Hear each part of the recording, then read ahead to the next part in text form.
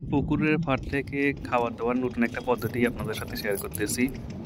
আপনাদের যদি পুকুর ছোট হয় এবং পুকুরে যদি মাছের সাইজগুলো অনেকটা ছোট হয়, কেজিতে 10 থেকে 15টার মধ্যে হয়, তাহলে আপনারা পুকুর পাড় থেকে এভাবে খাবার দিতে পারেন।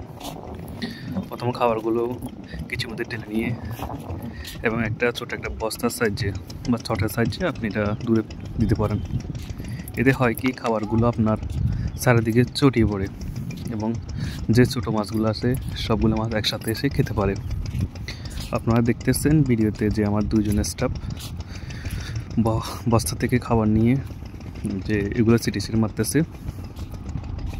এগুলো মারার জন্য এক ধরনের প্রসেসিং অবলম্বন করতে হয়।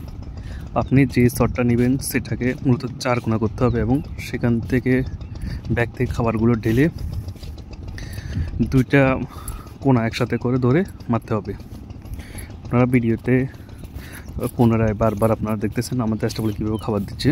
এখানে একটা হাঁসের দৃশ্য, যে পুকুরে হাঁসগুলো রাখছি। হাঁস পালান আর একটা উপকারিতা হলো, হাঁস উপরে যে স্তরে যে ক্ষতিকর পোকামাকড় খেয়ে ফেলে এবং হাঁসের বিষ্ঠাগুলো মাছের খাবার হিসেবে ব্যবহৃত হয় এবং হাঁস পুকুরের এনভায়রনমেন্টটা ঠিক রাখে। যাক, আমরা মূল ভিডিওতে ফিরে আসি। এখন আমরা দেখতেছেন একটু পুকুর পাড় থেকে খাবারগুলো ঢেলে নিয়ে শটের মাধ্যমে স্টাফেরা দিচ্ছে।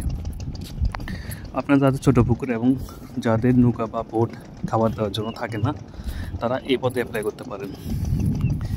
এই পদ্ধতির অন্যতম সুবিধা হলো আপনি পুকুরের চারিদিকে ঘুরে ঘুরে খাবারগুলো দিতে পারেন এবং কন্টিনিউয়াসলি এই খাবারগুলো চারিদিকে ছড়িয়ে পড়বে।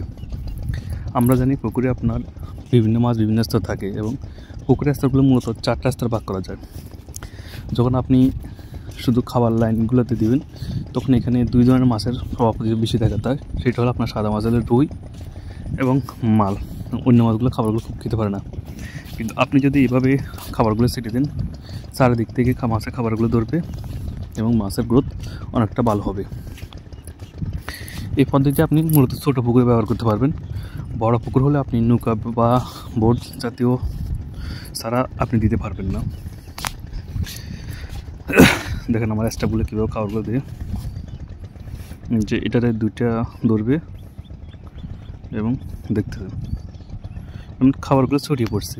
যেমন আমরা পুকুরে জাল ফেরি, ঠিক জাল মতন খাবারগুলো ছড়িয়ে পড়ছে।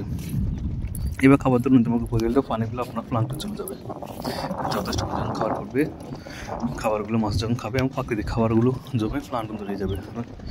এতে পরিবেশের ভারসাম্য বেড়ে থাকবে, ক্ষতিকর ব্যাকটেরিয়া, ফাঙ্গাল এবং ভাইরাস জমতে পারবে। আমাদের এখানে 4টা খাবার দিতে, আমাদের 2টা খাবার দেওয়া হয়েছে, আর 2টা খাবার আমরা স্টাফ আনতেছি। উনি আমাদের স্টাফ উনি নিয়ে যাচ্ছে, সেকেন্ড ধাপে খাবার বলতে হবে।